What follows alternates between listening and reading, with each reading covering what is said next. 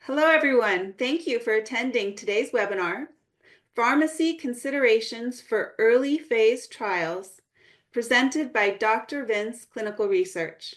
My name is Joan, and I'll be your host today. Just a couple notes before we dive in. You can customize your view by maximizing or closing panels. To reopen a panel, simply click its name in the navigation bar at the top of your screen. There are additional resources with today's presentation, and you can access those by clicking the Handouts panel. This webinar is being recorded, so you will be able to watch it on demand within 24 hours after we conclude here today. And finally, we would love to hear from you. During the presentation, if you have a question at any time, just use the Submit Questions panel. Time permitting, we'll conclude with a Q&A. And now I'd like to introduce Dr. Brad Vince, who is the CEO and Chief Medical Officer of Dr. Vince Clinical Research. Thank you for the opportunity. My name is Brad Vince. I am the CEO and Chief Medical Officer of Dr. Vince Clinical Research. We are a private, physician-led, full-service CRO that specializes in early phase clinical trials. We have an impressive group of speakers today to speak on the pharmacy considerations for early phase clinical trials, and it's my pleasure to introduce our three esteemed speakers. First, we have Todd Jansen, our Director of Pharmacy Operations. Todd is a practicing registered pharmacist for over 30 years now, with the last 12 years focused on phase 1 clinical research. Jansen's 12 plus years of early phase experience have provided invaluable expertise in clinical trial dose preparation, including nasal insufflation, powder and capsule, over-encapsulation, aseptic preparation, and powder in solution applications. He received his training in compounding at the Professional Compounding Centers of America. Next, we're going to hear from Donnie Keeney, PharmD. Donnie is a senior staff pharmacist at Dr. Vince Clinical Research and has been a licensed pharmacist for nearly a decade. Early in his career, he served as the pharmacist in charge at several retail pharmacies before joining the clinical research industry. Over the last 7 years, Donnie has practiced as a phase 1 clinical research pharmacist. He has gained extensive experience with a variety of dose preparations, including sterile preparation of both large and small molecules, over-encapsulation, non-sterile to sterile formulations, and non-sterile compounding, as well as many others. And lastly, today we're going to hear from Sherry Sander, PharmD. Sherry has been a pharmacist for over 25 years, with over 15 years focused on early phase research. Additionally, she possesses well over a decade of experience as a clinical pharmacist in the hospital setting, and she has extensive knowledge of intravenous compounding, including chemotherapy. Her expertise has made her an invaluable asset in both the hospital and research setting. Her skills in this area are complemented by her ability to train and mentor other pharmacists in best practices. Ms. Sander maintains a strong background in both protocol development and regulatory compliance, and she has a vast amount of experience in extemporaneous compounding. And now I'd like to turn it back over to our host for the webinar. Thank you. Thank you, Dr. Vince. Now let's start with Donnie Keeney, Senior Staff Pharmacist. Hi, thanks for that introduction. So I'm excited to be leading off this webinar. I'm going to begin by discussing general considerations for evaluating supply and equipment needs on the next slide. So the first thing when evaluating your equipment needs, you want to look at what the requirements are and if you can use any existing equipment you have on site or if you need to procure new equipment. So general equipment needs to consider if there's any sort of weighing or manipulation involved. Do you have analytical balances that can measure within the appropriate range? Do you potentially need to get like a micro-analytical balance if very small weights are needed? Is cold storage required? Do you have a product that needs to be stored refrigerated or under frozen conditions? Do you have enough space for that to occur, or will you need cold storage units? Or is there potential we're going to need an incubator if it has something with a very tight, specific temperature range? Is sterile compounding required? Do you have the appropriate primary engineering controls? That could be a Class 2A biosafety cabinet, a laminar flow hood, a restricted access barrier system. It doesn't really matter exactly what the particular engineering control is, so long as it meets USP 797 requirements to provide an ISO 5 environment, and your staff, everybody's comfortable with it, and you have policies and procedures in place for proper use and aseptic processing. Another, if you have any sort of excipients, powders, or any sort of hazardous chemicals, if you need an externally vented fume hood, that's another consideration. I also want to look at what the formulation of the investigational product will be. Is compounding required? Is it going to be a tablet where it's ready to go and you don't need any special equipment, or are you going to need to do non-sterile or sterile compounding? If so, I'll cover more information about that on my next slide for specific considerations in that regard. And the last thing to consider is, does the sponsor have specific supplies or equipment that they want you to use? A lot of times, especially in early phase clinical trials, there'll be very specific equipment or supply requirements. There may not be as much stability to data. So you may have to use a very specific dosing container, infusion set, or they may even want you to use the exact, stand mixer or some exact same equipment that they used when they were qualifying. So on the next slide, I'm going to go over some of the details to look at with supplies in regards to sterile compounding and non-sterile compounding. Leading off with sterile compounding considerations, you want to look at what solution the product is compatible in. Most common sterile fluids are going to be 0.9% normal saline or 5% dextrose in water, D5W. You want to know what the product's stable in, so you can order the appropriate IV bags. If for some reason precipitates in D5W, you need to make sure you don't have D5W. You need to get the right product. As well as if it's a lyophilized powder, it's going to need to be reconstituted.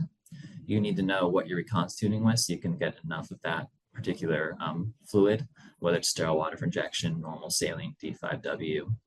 I mentioned compatibility with products on the last slide a little bit, but a lot of times they don't have compatibility data, so you need to look at what plasticizers are going to be in the IV bags or infusion sets. It's not uncommon where you need to get a DEHP-free or PVC-free IV bag, present any sort of leaching of the product. A lot of large products like monoclonal antibodies or large molecule formulations, you need to make sure you have an inline filter, usually a 0.2 micron filter. So that's another consideration. You need to make sure you have something that is going to filter appropriately. And that can be an inline filter as part of the infusion set, or it could be a separate filter that you attach to the infusion set. And then if you need an infusion pump or syringe pump, you need to know what you're going to use to administer the product. Moving on to some considerations for non-sterile compounding. I mentioned weighing. Are you going to need to procure any excipients? Are all weights going to be within the parameters of your analytical balances? Do you need to procure any excipients, any suspending agents, sweetening agents if you're doing a suspension or solution? You may have over-encapsulation or powder and capsule formulation. If so, you'll need to procure capsules. You'll need to know sizing those capsules, if they can have gelatin as a component or if they need to be gelatin-free. It's always important to try to order as many supplies as you can, have everything ready at the beginning of the study conduct or before study conduct begins. That's important just in case there are any sort of supply chain issues or something, there's a shortage of anything. Whenever possible, we try to have all the supplies available at the beginning of the study. So good examples with any sort of compounding, you don't want to reuse glassware, you don't have to. So we always dispose of glassware after it's been used, so there's no risk of cross-contamination. So make sure you have enough glassware. And then other miscellaneous supplies as well, mortar and pestles, weigh paper, weigh boats, stir bars, etc. On my next slide, I'm just going to continue speaking about clinical trial supply considerations, specifically dosing containers. It's always good to make sure you get sponsor approval for dosing containers so everybody's on the same page. Preferably, in my personal experience, typically for oral doses, like to use, amber containers to help prevent from light, even if the IP is not photosensitive. Any sort of light protection is helpful and beneficial. All approved supplies should be incorporated in the pharmacy manual, especially if there's very specific supplies that are required for a study. But that said, it also is good. I mentioned supply chain issues. If there's flexibility to use certain products, or if there's something that's not essential, if there's flexibility you can build in, that's good to document as well. And then practical, our team works with multiple vendors to ensure that we can get supplies and equipment. You need to have a backup to your primary vendor, then a backup to your backup. Just one thing you always want to make sure that you have, an adequate supply chain in case there are shortages. Moving on, I'm going to begin discussing pharmacy manual development. So Pharmacy manual is a critical document for the success of the clinical trial. One of the first things you want to do is determine who's going to write the pharmacy manual. In my professional experience, it's usually about 50-50, where the pharmacy team will write the pharmacy manual, or the sponsor will write the pharmacy manual, and the pharmacy team will have some input. It doesn't really matter which way, but it is important that all parties have some input. Collaboration is key to really make sure this is successful. On the next several slides, I'm going to go over specific items to make sure you include in the pharmacy manual. So one of the first things to include is the protocol overview. This doesn't have to be a full retelling of the protocol, really just kind of a brief overview of the study design, some of the dosing scheme. You want to make sure there's a section about receipt of investigational product. So that's going to be shipping requirements for the product, instructions for ordering and resupply if that's requirement, and then also receiving instructions for the site, how it needs to be received, who needs to be contacted on the sponsor side to let them know it was received, what to do if it's not receiving the conditions. You need to make sure all that's outlined and just very clear. And then investigational product storage information. So this is, if you have sample labels available, it's important to put the sample labels for the product so the pharmacy team knows exactly what we should be receiving, and we can verify that matches when the product is received, as well as any sort of study drug description. You know, if it's a tablet, suspension capsule, include that, as well as the strength, how supply is going to be in vials, 100-count bottles. That's all information we want to make sure matches when we do receive the product. Storage requirements, especially if the product has a very specific storage range, we need to make sure that is captured so we know exactly how it is to be stored and what the expectation is to make sure it is as pure as possible for dosing. And then we hope it never happens, but we need to have procedures for handling a temperature excursion, exactly who we need to contact, what the escalation steps are, and then what is considered an excursion. Because a lot of times there's a range where if it goes out of range for less than 2 hours, it's not considered an excursion. So it's important to have all those details clearly documented. On the next slide, I'm going to cover some information about just product accountability and required supplies. So investigational product accountability, or in other words, kind of inventory. You want to make sure you have accountability logs. So that's just what form is going to use to document accountability and keep track of it. It needs to capture receipt, storage, dispensing, and destruction of the products. You want to make sure accountability is performed with every batch preparation, so you're ensuring it's always accurate and up to date. And then, because we live in a modern technology-driven world, it's becoming more and more common where you have a web-based platform like an IWRS or an IRT system where accountability is done electronically online. And you need to make sure you have very specific instructions for using this system. That needs to be included. Required supplies, I just spent a lot of time talking about required supplies, but in the pharmacy manual, if you have any crucial, critical supplies, you need to make sure you have those documented. Typically, there's just a table that has all the required supplies, as well as any, comparator medications or rescue medications that may be needed. And when able, it's helpful to include specific reference numbers or item numbers for supplies. On my next slide, I'm going to cover some randomization procedures and product handling. So randomization, if the study is randomized, you want to include details about the receipt of the randomization schedule, how that will be received, who's creating it, who needs to be notified when it is received by the pharmacy staff. Procedures for protecting the blind.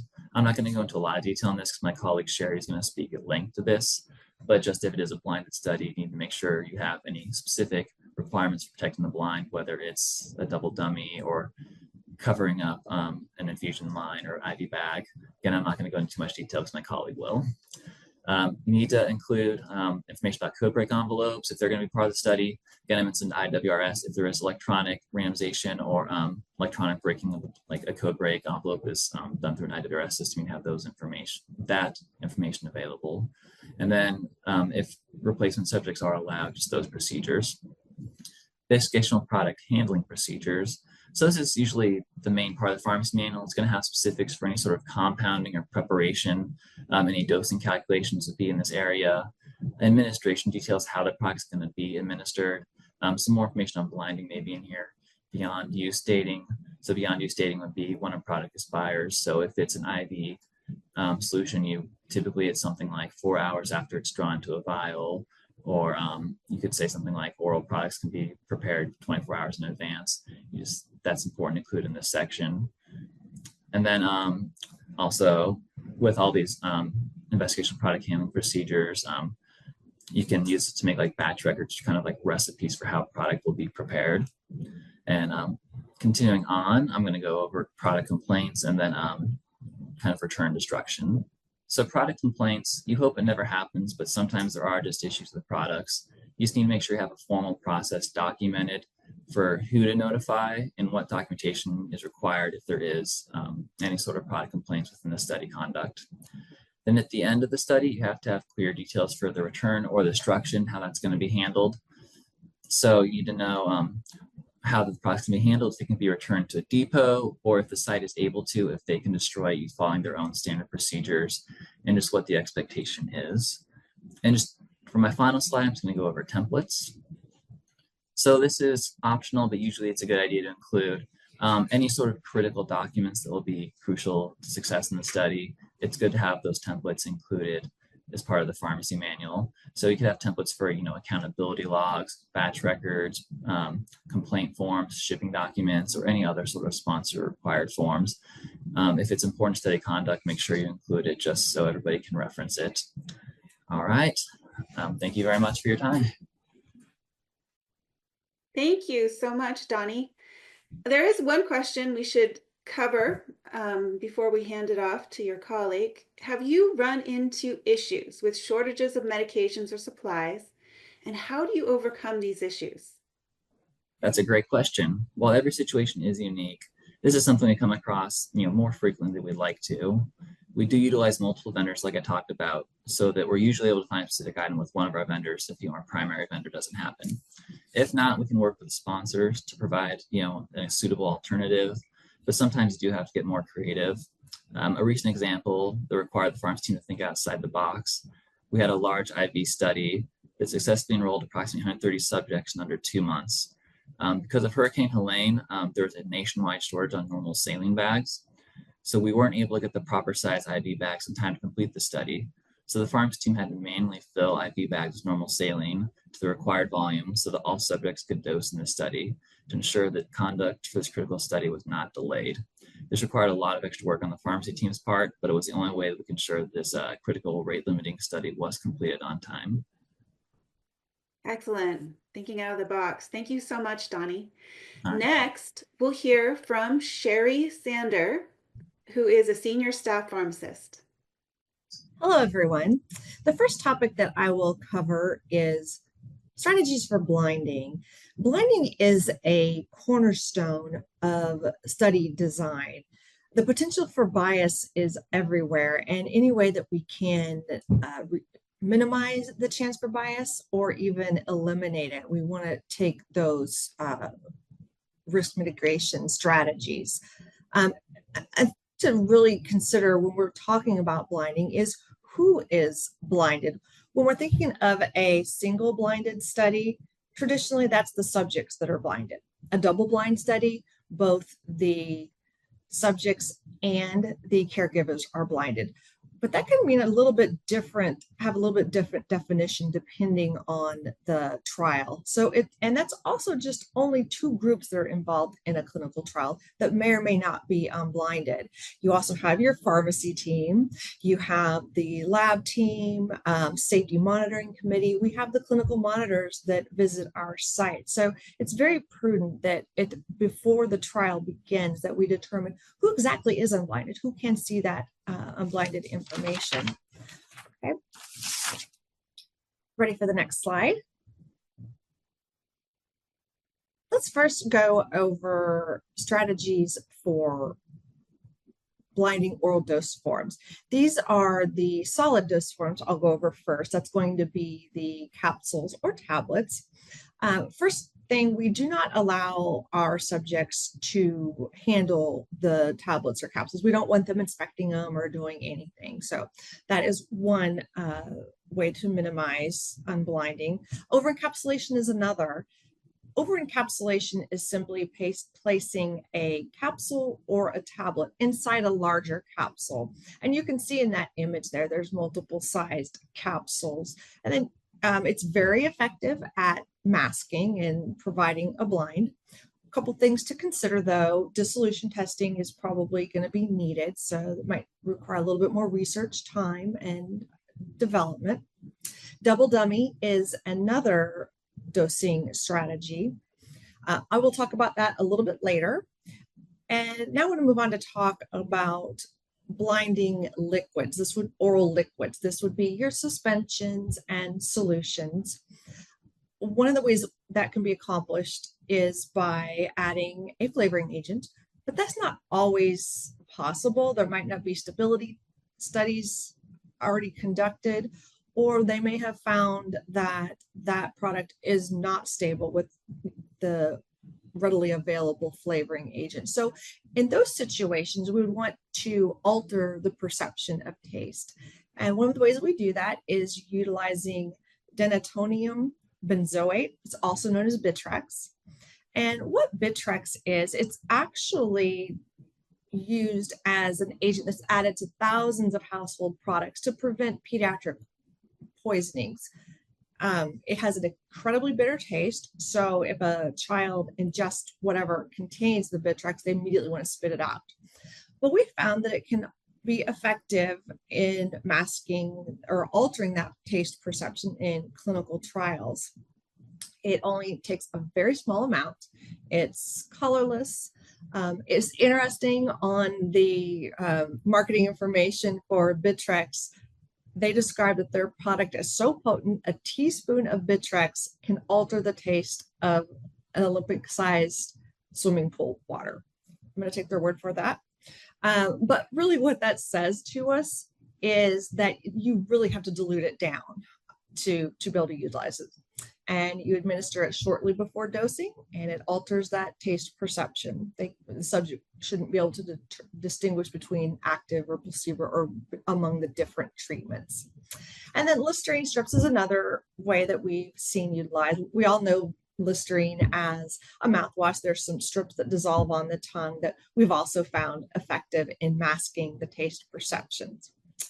Okay, now let's move on to strategies. Oh, actually, I forgot about this slide. I did mention that we were going to talk about double dummy, and we use a double dummy dosing strategy in studies that require 3 or more treatments. So you have to get a little bit more creative with your blinding. You might have a couple of placebos, and I do have one example here of double dummy. If you look at treatment A, we're going to pretend that like our treatment that we're investigating is available in 5 milligram tablets. So treatment A is a 10 milligram dose. So we need 2 tablets. And then we're also going to need 1 placebo to make a total of 3 tablets. Our comparator is a capsule, but we want to make a placebo capsule. So that's where we would use our over encapsulation that I had mentioned earlier. So you can see there's, in this study, there's 2 different placebos. But you also need to point out that you should have the same number of tablets or capsules to maintain that blind. So if you add up the rows across any of the rows, they're all going to add up to 4 tablets or capsules. And as you can see, it's a complex dosing strategy. So we might see a chart like this included in a pharmacy manual or the protocol to help guide the dosing. Okay, now I'm ready to move on to injectables. For the injectable products, the majority of the time we utilize amber coverings. You can see in the first image, we have an IV bag, which we would place that amber bag over. We can cover amber tubing in that last image you can see. And then if we want to blind a syringe, we utilize tape. In this instance, a red tape is utilized to provide that masking, but there's other colors available if you need to use a different color to neutralize the difference in the treatments. Another strategy that can be used is to use an unblinded doser. And we would use an unblinded doser in studies that have maybe complex IV connections and the staff administering the product needs to do some manipulations with the tubing in order to administer it. It's very effective at doing that, and we have utilized that in studies. And one thing to point out, though, is that once that doser is unblinded, then we can't utilize them elsewhere in the study. So you need to pay attention to that. And then two key takeaways when we're blinding the injectables. First, to maintain the blinding, you want to make the products indistinguishable from one another. But then secondly, you still want to make sure that the dosing team can perform their standard safety checks to go to administer. For instance, for the IV bag, we'll put a label on the actual IV bag, and we'll put a label on the amber bag as well, so the dosing team can see the instructions. Similarly, that syringe, you can't really tell in that image so much, but it's not opaque. The doser can see the volume in that syringe and can utilize that as part of their standard safety checks. Okay, let's move on to the next slide. Communication of blinded information. The devil is in the details much of the time when we're dealing with blinding, and this is certainly true for communication. When we're communicating via emails, we have to be very certain that whoever that email is going to, who's ever in that distribution list, is unblinded. And that kind of goes back to my very opening slide. You need to make sure who all the unblinded staff is that can receive that information. Same thing if you have visitors or just any conversations that you're having with someone else. I'm so used to, from a pharmacy perspective, I'm literally always unblinded. So it's kind of second nature for me, but you still do always have to give a second thought before I release blinded information. And there's certain questions that could trip you up. For instance, it's common for a sponsor to ask, can you tell me how many vials of the product do you have left? And you may think, well, that's an easy information to provide. But if I get asked that information, I provide the exact number of vials I have, I dose a subject or two, then I get asked again to provide that inventory of vials that could potentially be unblinding, because it's possible to connect the dots and unblind themselves. So there's ways around that, but again, devil's in the details. You just have to be careful when you release that information. Same thing with our product labels. I do have an example label there, and that's normally how our blinded labels look. It would say product X and then or placebo. They all say that, so there's no unblinding information. But again, you want to dive down into the details a little bit more. If your labels are going to contain an expiration date or time, it's prudent that that's not unblinding. We suggest using the same expiration date or time for all of your doses, because that could be unblinding. For instance, a common ratio is to have 6 active products and 2 placebo products. And if there are 2 doses provided that have a different expiration than the other 6, there's a potential for unblinding there. So again, pay attention to the details. Okay, let's move on to the next slide. Now I'll talk a little bit more about placebo preparation. For the oral products, I talked about over-encapsulation. For the vehicles, we may be compounding a suspension or solution, and we would compound it without the active ingredient. That would be called just providing a vehicle. For injectables, the majority of the time we see the 0.9% sodium chloride as the placebo.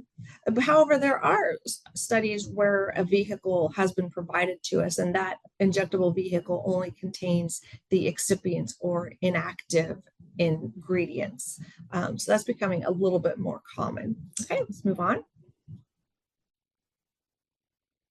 So probably a key component of preparing placebos is preventing cross-contamination. We have a rigorous cleaning process, and it's suggested that organizations have a very detailed and rigorous SOP-driven cleaning process. cleaning daily, weekly, monthly throughout your preparation process to prevent cross-contamination from happening. One way to do that is to prepare placebos first, because there's a possibility, even with all of that rigorous cleaning, if there's trace placebo left, it's not going to contaminate your active. However, conversely, if you prepared active first and then you prepared placebo, if again, shouldn't happen, but if there was a failure in your cleaning process, the active could contaminate that placebo, and we don't want that to happen. So again, prepare that placebo first. Clean the equipment, use separate equipment for active versus placebo. For instance, we have an ongoing study right now that has stirring arms, and we use a separate stirring arm for placebo and a separate for active, and we label those specifically. So even though, again, we're going to do that rigorous cleaning process, but we want to use that placebo arm throughout the study for placebo, and then that active for all the active dose preparation. We utilize separate preparation areas. It's just a good logistic way to prevent contamination. And simply, it should go without saying, but change your gloves in between each treatment. Okay, next slide. Selecting comparators or your positive control. Much of the time when protocols come to us, there's already been significant research and development, and so it's already known what control or positive comparator is going to be used. But I'll just kind of give a little bit of a background, a little bit of an overview, and talk about some outlier situations that could occur. So in general, when you're choosing your comparator or positive control, you want to choose something with an established safety record. If there's a class of agents to choose, then you want to choose the product with minimal adverse effects. If possible, choose an agent that has a similar mechanism of action to the study drug that's being investigated. And then lastly, ensure that the availability is adequate. And that's the one that becomes probably more of a challenge, or at least what we've seen in the last couple of years. But before we move on, I just want to mention that the FDA has a lot of guidance documents for choosing positive controls of comparators. They have for the QT studies, for DDI studies, for just general choosing positive control. So that's a good resource to look out for more information. Next slide, please. Okay, so I just mentioned TQT studies. This is otherwise known as thorough QT studies that are looking at cardiac effects. The FDA guidance documents that I just referenced say that if you're doing a QT study, your positive control should prolong the QT interval by a minimum of 5 milliseconds. Moxifloxacin is far and away used for the majority of QT studies. And the reason why that is because moxifloxacin can prolong that QT interval for longer than 10 milliseconds. So it definitely exceeds the FDA's expectations. And moxifloxacin achieves that with a single 400 milligram dose. So for that reason, that's what we nearly always see for the QT studies. Okay, I won't go. I do have Hal on this study. These are the human abuse liabilities, but I'm not going to talk about that because Dr. Webster has a webinar that really goes over choosing the positive control in those types of studies. Okay, let's move on to the next slide, please. Okay, so here's the one that's been a challenge in the last few years. This has come to light. The FDA does require the conduct of DDI studies. Specifically, what I'm going to talk about is the hepatic enzyme inducer studies, the strong cytochrome P453A inducers. For a long time, rifampin had been the drug of choice. However, rifampin, as well as some other marketed products, were found to contain nitrosamine impurities. Those are impurities that are somehow introduced along the manufacturing process, and they're known to be genotoxic. So the FDA has come out with some new guidance and said that rifampin, which is an antibiotic that's used in critical infections such as TB, can remain on the market and remain available, but you have to have less than 5 parts per million of those nitrosamine impurities, which is all well and good. That makes sense. The FDA also says that if you want to use it in a clinical trial, though, you have to have confirmation that the rifampin contains less than 0.16 parts per million, so it's significantly less. And this was communication that we received from the FDA in the last 6 months. So to our knowledge, it is current. But and we have found that the manufacturers are not able to provide confirmation that the rifampin does not contain more than 0.16 parts per million. And for that reason, we really can't use rifampin nearly as much, if at all. There's 2 other hepatic enzyme inducers that have now for the most part replaced rifampin, and that is carbamazepine and phenytoin. Both of those agents have adequate information to guide their use in the drug-drug interaction trials and are a definite alternative. All right, well, that brings me to my last slide, and thank you for taking the time to listen today. What a lot of fantastic information. We have a quick question, Sherry, before we let you go. Do you cover the tubing for all your IV studies? No, we actually have found that most of the time, covering of the tubing is not needed. The tubing is so small that you really can't tell a difference between active and placebo. So most of the time it's not necessary, but if it is, we can certainly institute that fairly easily and quickly. Interesting. Thank you so much, Sherry. Next, we'll hear from Todd Jansen, who is the Director of Pharmacy Operations. Thank you, Joan, for that introduction. I just want to thank you for having me here today. Hopefully, thus far, there's been a great discussion from Sherry and Donnie, and I'd like to continue that. I have 3 main topics when considering early phase trials. The first of that is identifying a vendor for drug product sourcing. So if we can go to the next slide. So it's real important to identify a vendor that's going to be able to support your clinical trial. It's best, coming from experience, to use a qualified vendor that has a clinical research division. This is essential for the pharmacy team to ensure that we're applying and procuring the required medication that are needed in clinical trials. Now, this isn't investigational product. This is what we call NIP, or non-investigational product. Next slide, please. So the primary reason for using a vendor that has a clinical division or a clinical research division is, again, 2 reasons. First is you can be ensured that the same lot number will be provided for that particular product.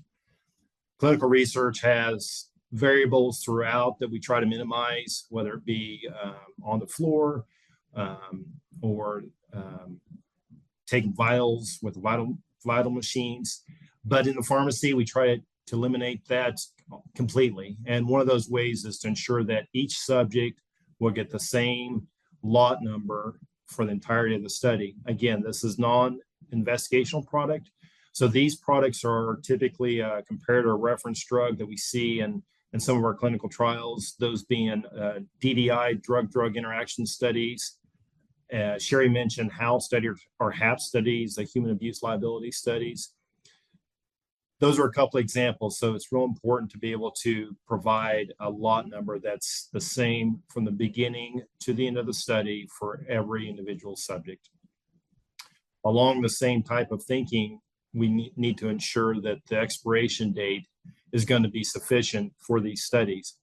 So in clinical research, there's different types of studies, of course, SAD or MAD studies, single ascending dose studies, or multiple ascending dose studies.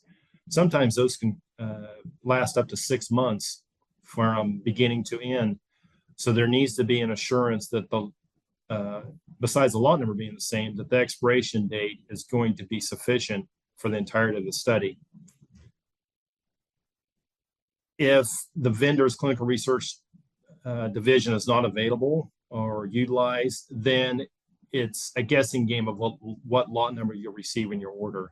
Many times, if you're not using a clinical research division, you can get multiple lot numbers within your shipment. So it is very important to be sure and get a contract, get a clinical research division signed up with a vendor that can provide you with the same lot number and an expiration date that's sufficient for your studies. Next slide, please.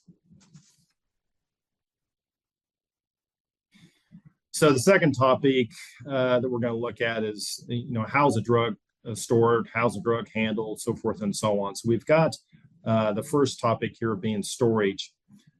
Storage with IP and non-IP is critical to any clinical trial. Many times, if that is going to be one of the key elements that a clinical trial sponsor or a biopharmaceutical client will be looking at when they visit your site, they want to make sure that you have sufficient room, you have sufficient monitoring of that area that will be storing the investigational product that they'll be sending. So many times we'll get stability data for the IP that has a range plus or minus 5 degrees if it's being stored ambient at 20 to 25. That's something to discuss right at the onset with the biopharmaceutical client. It's because it's important as a pharmacy team, you have to know that range well in advance to ensure that you can be confident in the storage of the product. The storage is very important, monitoring of that storage, the temperature. If they do go outside the accepted range, that's going to cause that drug to be in quarantine, which could ultimately lead to that halting of the trial. That's not something you want to, it's not a conversation you want to have with a sponsor. If that happens, they have to be alerted, but that's something that we try to mitigate and making sure that the storage area is where it needs to be for temperature storage of that product. If the study drug is not available, last point here, beyond the initial shipment, further delays and complications may arise. So sometimes there is available study product that can be shipped, but many times there's a 5 to 7 business day that is expected for reshipment. It's not the worst case if it prevents the study from being halted, but it potentially could pose a problem and with a timeline for the study the study timeline that's been set out between the sponsor and the research site. So be sure that this storage is looked at seriously and you can provide that appropriate temperature storage for the investigational product. Now let's look at the next slide with monitoring. It goes right in with storage of the IP. This is just before we get to that slide, this slide just points out it's real important. This is critical in any trial. The biopharmaceutical client is entrusting us with their product.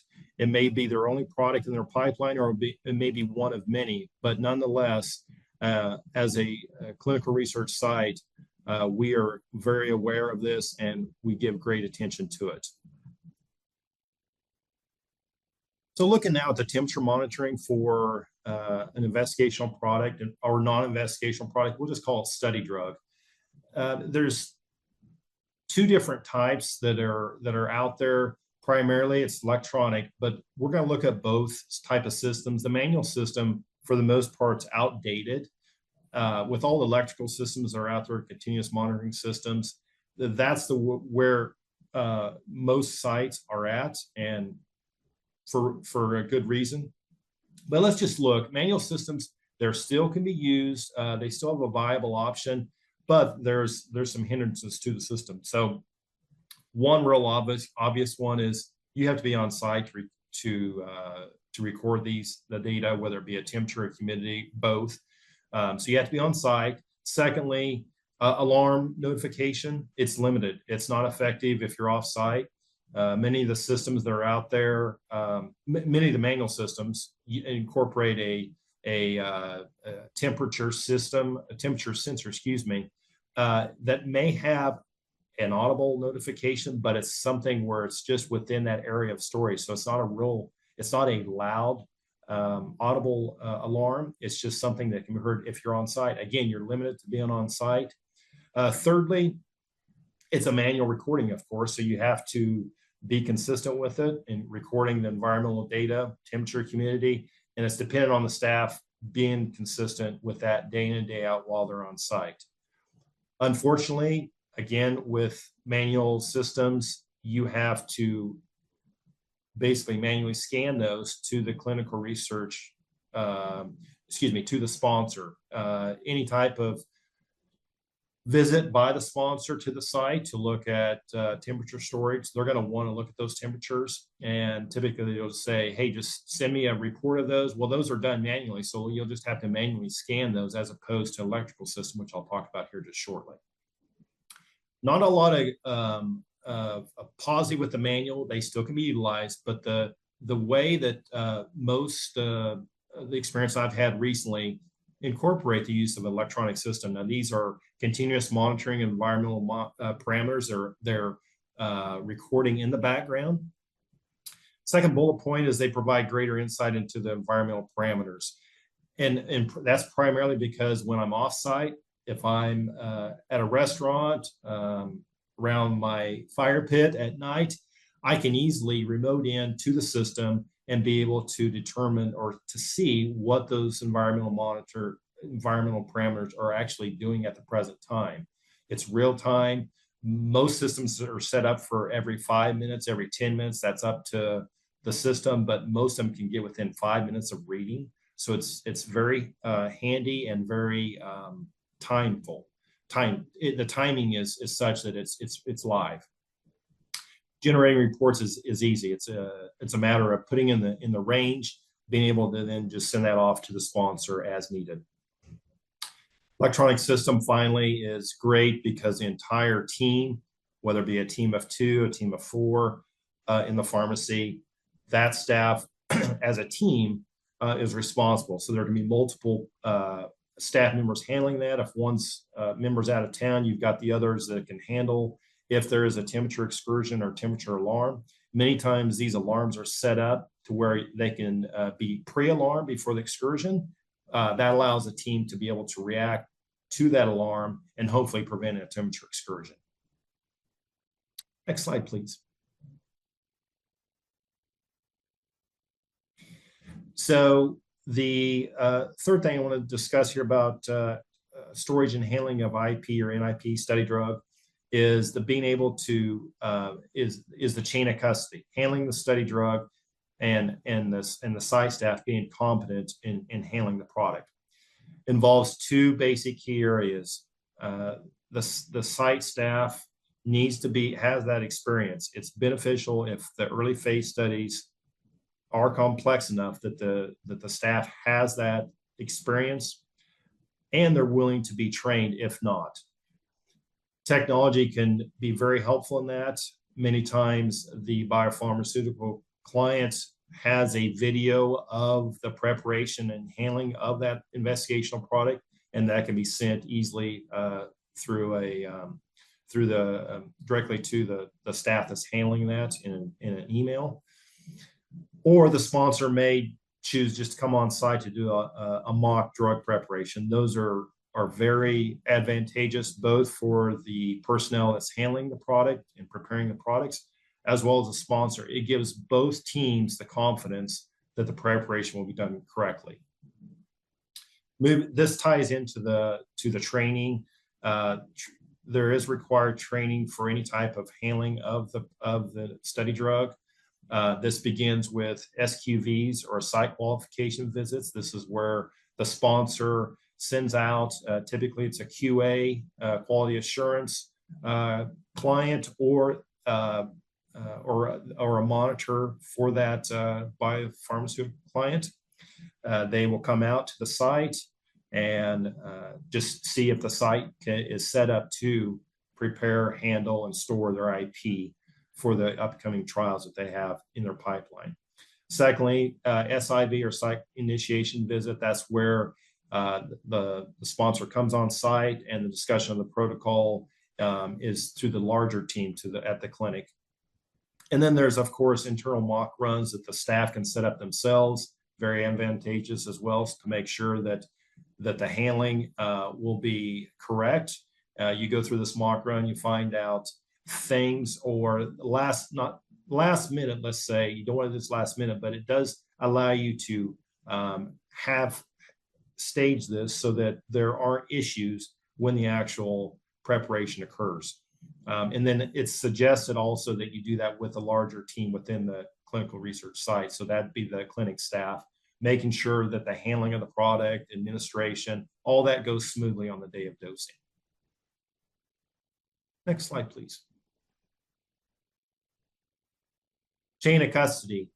Sponsor's going to want to know to make sure that you're competent, that the site can handle the transfer of study drug from within the clinic. So let's look at this. There has to be those processes in place. There has to be custody of the bulk IP or NIP. Sponsor wants to know that that product is secure within the pharmacy, that there's limited access, that there's only those that are delegated to handle the product are on the delegation log. Dispensation of individual doses to staff. This has to be noted. Both it can be noted either electronically or by paper.